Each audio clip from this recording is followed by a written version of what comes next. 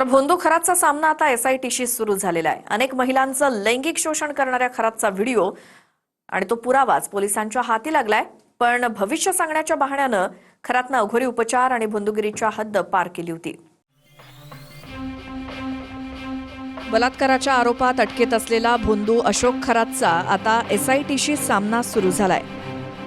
महिलांचं लैंगिक शोषण आणि अत्याचार करतानाचे 100हून अधिक व्हिडिओ पोलिसांनी ताब्यात घेतलेत. खरातच्या विरोधात सध्या 3 महिला समोर आल्यात. आणखी काही महिला पुढे येण्याची शक्यता आहे. एसआयटीकडनं महिलांच्या शोषण प्रकरणात माहिती गोळा करण्याचं काम सुरू आहे. नाशिक आणि अहिल्यानगर जिल्ह्यातील पोलीस स्टेशनमध्ये खरातच्या विरोधात तक्रार दाखल आहे. लैंगिक अत्याचार, खंडणी आणि ब्लॅकमेलिंगच्या तक्रारींची माहिती एसआयटी घेत आहे. खरातकडनं जप्त करण्यात आलेला लॅपटॉप, हार्ड डिस्क आणि सीसीटीव्ही फुटेज तपासण्याचं काम सुरू आहे. खरातच्या मोबाईलमधील सर्व संभाषणाचे सीडीआर काढण्याचं काम एसआयटीकडनं सुरू आहे. भविष्य सांगण्याच्या बहाण्यानं खरात तंत्रमंत्राच्या जाळ्या तोडून लैंगिक शोषण करायचा हे पीडित महिलेनं तिच्या तक्रारीत सांगितलंय. खरातचा आणखी एक व्हिडिओ व्हायरल झालाय, ज्यात एका अल्पवयीन मुलीवर खरात अघोरी उपचार करतोय. तरुणीच्या पोटाला केबल टेस्टर लावून भोंदूगिरी करतोय.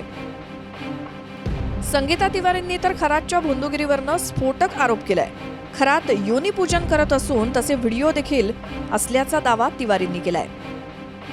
मला जे कळली आहे गोष्ट तर 58 क्लिप्स नाही आहेत, 200 ते 250च्या वर क्लिप्स आहेत. त्याच्यामध्ये ब्लू फिल्म्स आहेत, बऱ्याच घाण गोष्टी आहेत.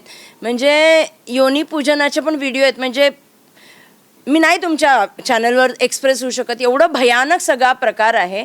आणि अशामध्ये रुपाली चाकणकर यांनी फक्त महिला आयोगाचा राजीनामा दिला आहे. आणि तो राजीनामा देताना पण त्या राजीनाम्यात माज होता, माज. असं नाही आहे की गिल्ट कुठं फील होतंय की आपण एका चुकीच्या माणसाला साथ दिली.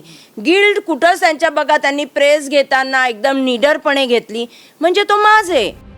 महिलांनाच भोंदू खरातनं आपल्या विकृतीचं सावज केलं नाही, तर अनेक नेत्यांनाही त्यानं आपल्या जाळ्या तोडलंय. आत्तापर्यंत सर्वपक्षीय नेत्यांचे फोटो व्हायरल झालेत.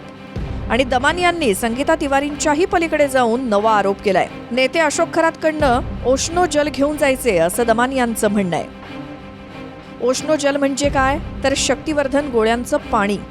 दमानी यांच्या म्हणण्यानुसार खरात कफ सिरप, पाणी आणि वायग्रापासून ओशनो जल तयार करायचा आणि राजकारणी हे ओशनो जल आणण्यासाठी कार पाठवायचे.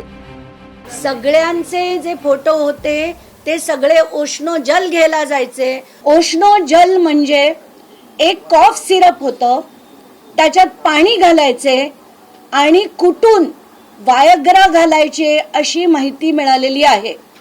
आणि हे घेण्यासाठी सगळीकडचे राजकारणी आपल्या गाड्या पाठवायचे, आपली हेलिकॉप्टर पाठवायची.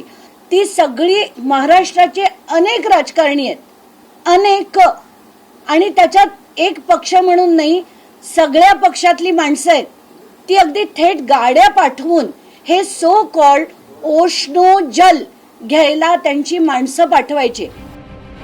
तर जे नेते खरातकडे जायचे त्यांच्यावर कारवाई करा अशी मागणी उद्धव ठाकरेंनी देखील केली आहे. आणखीन किती खालच्या पातळीमध्ये आपण महाराष्ट्राला नेणार आहोत.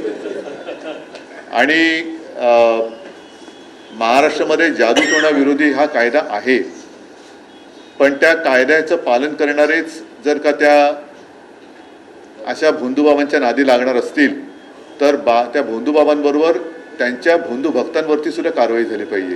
जे राजकारणामधले दिसत आहेत त्यांच्यावरती सुद्धा कारवाई झाली पाहिजे. त्या निमित्ताने गावोगावी असे भोंदूबाबा जर कोणी असतील आणि त्यांच्याकडे कोणत्याही पक्षाचा कोणताही नेता जात असेल तर त्याच्यावरती कारवाई झाली पाहिजे, अगदी ओम फट स्वाहापासून सगळ्यांवर.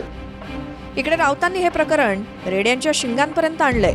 एकनाथ शिंदेंनी गुवाहाटीत कापलेल्या रेड्याची शिंग वर्षा बंगल्यात पुरल्याचा पुनरुच्चार केला. जो विधायक वहां गए थे उसमें से 18 लोगों ने जो बलि दिया था रेड़ा का, उसके सिंग लेकर आए और उसमें से कुछ मुख्यमंत्री के वर्षा बंगले में उसको दफना दिया और भी कुछ मंत्री के बंगले में उसका विधि किया.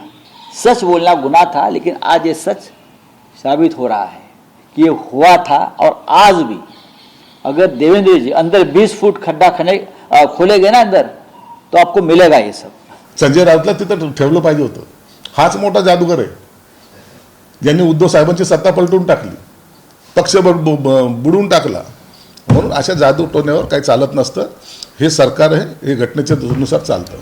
शिवशंकराच्या मंदिराच्या आड अशोक खरातनं विकृत धंदे सुरू केले होते. आता नाशिक जिल्ह्यातील मिरगावातले ग्रामस्थ देखील खरात विरोधात आक्रमक झालेत.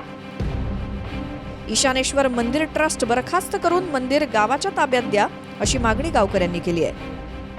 यांच्या ह्या काळ्या कारनाम्यांपायी असे भरपूर काळे कारनामे उघड होणार आहे थोड्या दिवसात. बघा आता लोकांची प्रतिक्रिया येण्यास सुरुवात झाली कुठंतरी, आणि मीडियाने बी सर्वांना प्रोत्साहन देऊन हे सर्व धंदे उघड केले पाहिजे.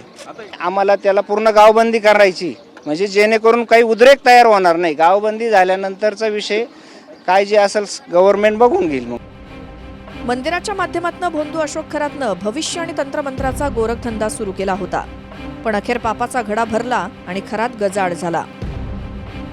मनोज गाडेकरसह चंदन पुजारीकारी, TV9 मराठी, नाशिक.